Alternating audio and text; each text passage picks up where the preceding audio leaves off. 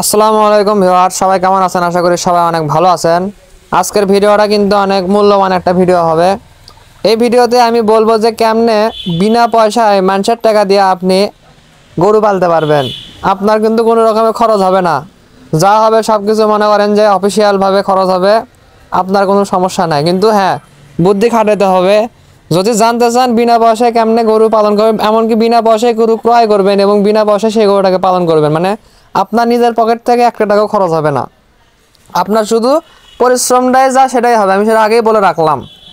যদি ভিডিওটা দেখতে চান তাহলে তাড়াতাড়ি ভিডিওতে একটা লাইক দেন, একটা কমেন্ট করেন, একটা শেয়ার করে দেন এবং পাশে থাকা বেল আইকনটিতে ক্লিক করে এইরকম আরও ভালো ভালো ভিডিও দেখার জন্য পাশে থাকেন। তো দেখেন ভিউয়ার্স, মূলত আপনার আমার স্বপ্ন কি হয় যে আমার যদি টাকা থাকতো 1 লাখ, বা আমার যদি টাকা থাকতো 50,000 বা 2-3 লাখ টাকা, আমি তাহলে গরু পালতাম বা একটা বাইক কিনতাম বা অন্য কিছু করতাম। তো আসল কথা ভিউয়ার্স, আমি যেহেতু গরু পালি, তাই আজকের আমার মূল টপিকটা হলো গরু নিয়ে। তো এখন ধরে নেন আপনি গরু পালবেন, আপনার কাছে একটা টাকাও ক্যাশ নাই, কিছুই নাই, মনে করেন ফাঁকা। খালি কি আছে? আপনার না জায়গা আছে যেটা আপনি গরু রাখতে পারবেন। আপনি একটা স্থানীয় মানুষ, আপনি এখন আপনার মায়ের সাথে পরামর্শ করবেন বিষয়টা হলে যে আম্মা, আমার তো গরু পালার ইচ্ছা, কিন্তু আমার কাছে তো নাই কোনো টাকা। তাহলে এখন বুদ্ধি আমার কথাটা আছে, সেটা হলো আচ্ছা, সেটা আমি পরে কই আর না। অনেক অনেক লোকের খেয়াল করে দেখবেন যে গাই গরু পালে, তারপরে ষাঁড় গরু পালে, দামি দামি গরু পালে। ছোট গরু চোখেই পড়ে না, ছোট গরু পছন্দই করে না। 1 লাখ টাকা আছে, 1 লাখ টাকা দিয়ে গরু কিনে নিয়ে আসে, পরে 3 দিন 4 দিন পরে মাথা ঘাড়ে ঘুরে যে গরু খিলামু কেমনি, খিলানোর টাকা নেই তো আমার কাছে, না খেলে গরু মারা হাল দেবো, দিলাম 20-70 লাখ টাকা লস করে গরুটাকে বেছে। ইঙ্গে কিন্তু পাগলামি কিন্তু আমরা করে থাকি অনেক সময়। তাই এলে ভুলভাল কাজ করা যাবে না। সহজ একটা উপায় দিচ্ছি, কিস্তি। আপনারা যদি চান 1 লক্ষ টাকা ধরে নেন, কিস্তি তুললেন। অবশ্যই আপনি যদি একজন অবিবাহিত লোক হয়ে থাকেন, আপনি কিন্তু জীবনেও কেউ কিস্তি দিবি না, হাত পাও ধরে কান্দে মরলেও 1 টাকাও কিস্তি দিবি না। অর্থাৎ আপনার মায়ের সাথে পরামর্শ করবেন এবং আপনার হতে হবে স্থানীয়, কিংবা যেটাই হোক, স্থানীয় হলে বেশি ভালো হয় আর কি। সহজে নিজে টেকনিক শোনালেন, 1 লাখ টাকা কিস্তি তুললেন। তোলার পরে এখন আপনি ভাববেন যে আমি যেহেতু 1 লাখ টাকা কিস্তি তুললাম, এখন আমি এই কিস্তি তোলা যদি টাকাটা ধার লিছি, এই টাকাটা দিয়ে আমি গরু কিনবো। তাহলে এখন কেমনি কেনা লাগবে জানেন? এই 1 লাখের মধ্যে আপনি 70,000 টাকাটা 70,000 টাকা বাইরে তুলেন, 30,000 টাকা লেগে দেন হাটের, যে একটা বাচ্চা গরু কিনে নিয়ে এলেন, মাঝারি সাইজের কোরস জাতের একটা বাচ্চা নিয়ে আসে আপনি বাড়ি ঢুকালেন। এবং একটা বাচ্চা গরু মাসে 1,000 টাকার উপরে খায় না। যেহেতু মাসে 1,000-এর উপরে খায় না, তাহলে আপনি কি করলেন? আপনি 5 মাস যদি একটা বাচ্চা পালেন, 5 মাসে 5,000, সেটা আপনি 10,000 থুয়ে দিলেন। তাহলে কি হলো? 30,000 টাকার একটা গরু 10,000 টাকা তুলেন, আর খাবার খরচের জন্য পারবেন আপনি 5 মাস।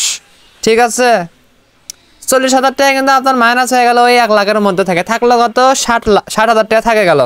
এখন কথা হচ্ছে, মাসে যদি আপনি 10,000 টাকা করে যদি কিস্তিটা দেন প্রথম 5 মাস, ঠিক আছে, প্রথম 5 মাস আপনি ঘরের মধ্যে বসে থেকে আরামে আসে 8 টাকা ওকে দিলেন।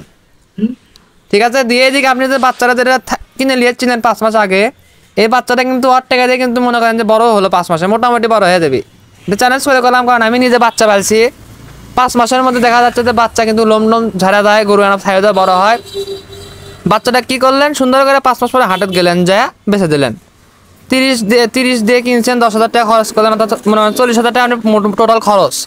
বাচ্চাটা যদি আপনি 60,000 দিয়ে বেচতে পারেন, আল্লাহর রহমতে আপনার 20,000 টাকা কিন্তু অন্যের মধ্যে কামাই হয়ে গেল। তাও হালাল। হালাল কি হারাম সেটা বলতে আল্লাহ না, কারণ যেহেতু সুদের উপরে টাকা লিয়েছিলেন আপনি, হারাম প্রক্রিয়ায় আপনার মনে করেন তারা কামাই হয়ে গেল। হারাম হোক আর হালাল হোক, যেটাই হোক, আপনি কিন্তু কামাই হলো।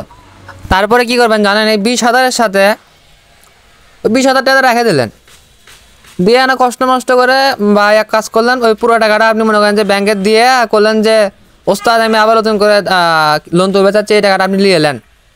আবার নতুন করে তুলে মনে করেন আবার এই সিস্টেমে পলিটিক্স খাটা আপনার মোটামুটি, মানে যার কিচ্ছু নাই, মনে করেন যে আপনার একটা টাকা ছিল না, আপনি একটু ধার দিচ্ছিল না, আপনি কিন্তু ওই কিস্তির মাধ্যমে অকারে মাল বানিয়ে মনে করেন জগারের টাকা দিয়ে কিন্তু আপনি কিন্তু কামাই করতে পারবেন। এত অরো লাভ হলো, আপনারও লাভ হলো, কারো কোনো ক্ষতি নাই। কিন্তু আপনি যেহেতু টাকা যখন ঘরে থাকবি, মাথা খালি ঘুরবি, বুঝলেন নি? এরা অবশ্যই মারতে হবে না। আপনি যখন টাকা ঘরে আসবি না, আপনি 30 দিয়ে গরু কিনলেন, 10,000 টাকা খাবার খরচ তুলেন, যখন বাদ দেখি 60,000 টাকা আপনি ঘরে থাকবে, তখন আপনি মাথা মধ্যে ঘুরবি, ক্যারে আমি একটা অটো কিনি, ক্যারে আমি এই টাকাটা অন্য কিছু করি বা ব্যবসাত লাগাই, ব্যবসার মাধ্যমে আমি টাকাটা শোধ করে দেবো, হ্যাঁ তাহলে কিন্তু আপনি খারাপ বাস খাবেন।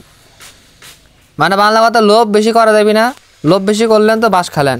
আমি নিজে এই প্ল্যানটা করছি, এখন মায়ের সাথে মনে করেন যে আলোচনা কর্ম করে হয়তো বা গাল ডাল খেতে পারি, আর যদি রাজি হলো তাহলে আলহামদুলিল্লাহ, তাহলে আমি মনে করেন যে রিক্সটা নেবো। খাওয়ার ওপর যদি 20-30 হাজার টাকা কামাই করতে পারি 5 মাসে, তাহলে তো খারাপ নাই, বোঝেন নি? ব্যাংকও খুশি, আমিও খুশি। এখন দেখা যাক কি হয়। আর যেহেতু সামনে কোরবানি ঈদ, আপনারা বলতে পারতেন যে ভাই আপনি লোন টোন তুলে আপনি কোরবানি টার্গেটে গরু কেনেন।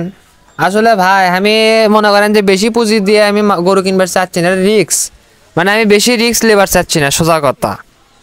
রিক্স আমি অল্প লেবো, লাভ আমি অল্প কর্ম, তাতে আমি সন্তুষ্ট। কারণ এই কোরবানি টার্গেটে কিন্তু বাংলাদেশের ছোটোর থেকে বড় বড় সকল খামারেরাই কিন্তু মোটামুটি কিন্তু একটা টার্গেট নেয় যে কোরবানিতে গরু বাঁচবো। লাস্টে দেখা যায় যে গরুর সংখ্যার তুলনায় ধরে নেন গরু আছে 1 কোটি, মানুষ কোরবানি দিবে এর মধ্যে হলো 50, ধরে নেন অর্ধ কোটি গরু কোরবানি দিবি 1 কোটির মধ্যে, কারণ বাদ দেখি অর্ধ কোটি গরু কিন্তু আটকে গেল, খামারে আটকে গেল, মানে লস। তাই আমি কোরবানির বিপরীতে যে টার্গেট সেটা আমি নিচ্ছি। আর যে গরুদের দেখতে পাচ্ছেন বর্তমানে খামারে, এটা আমি মনে করেন যে আর কি কিনে চেকে গেছি। এখন যদি কপাল ভালো হয় তাহলে গরুটা আমি কোরবানিতে সেল করতে পারবো, না যদি কপাল ভালো না হয় তাহলে তো কোনো কিছু করার নাই। কোরবানি ঈদে এখন যদি বিক্রি হলো তো শুকুর আলহামদুলিল্লাহ, আর বিক্রি না হলে কি আর করার, মানে বুক চিনচিন করছে, হাই ইনকাটা অবস্থা হয়ে যাবি, জীবনটাই বেদনাময় হয়ে যাবি।